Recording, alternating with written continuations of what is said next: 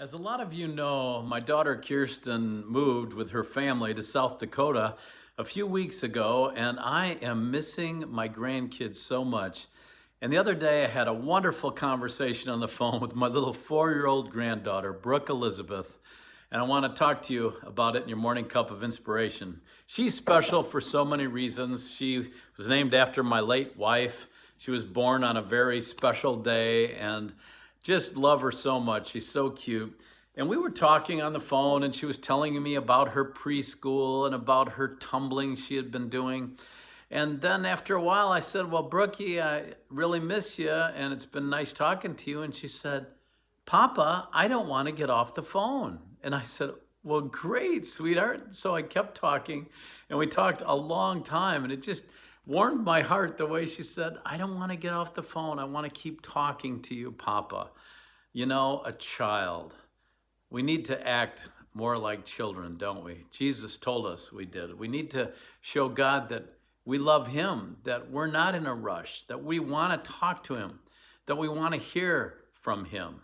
And that's exactly what I thought about after I hung up with Brooke. I thought, boy, do we feel that way about the Lord, where we just don't want to leave His presence. And I looked up a few passages of Scripture in which Jesus talks about little children in their innocence. In Matthew chapter 18, verses 1 through 4, I'm reading from the King James Version. It says, "At the same time came the disciples unto Jesus, saying, Who is the greatest in the kingdom of heaven? And Jesus called a little child unto him.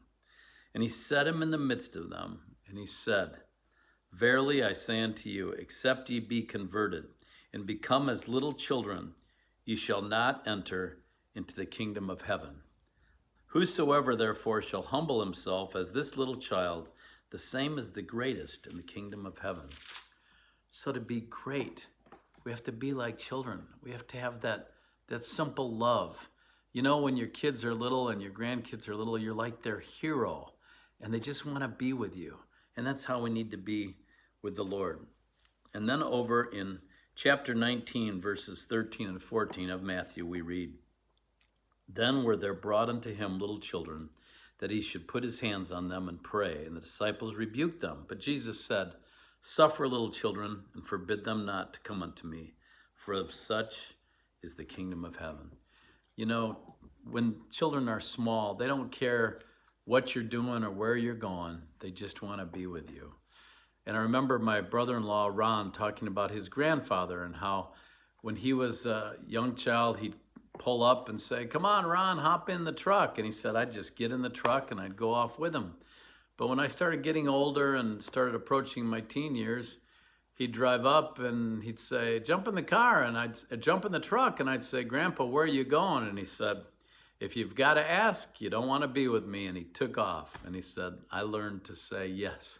I don't care where you're going. I want to be with you." Let's have that same attitude towards God. I trust where you're leading me and where we're going, and I just want to be with you. God bless you, and I'll see you soon for another morning cup of inspiration.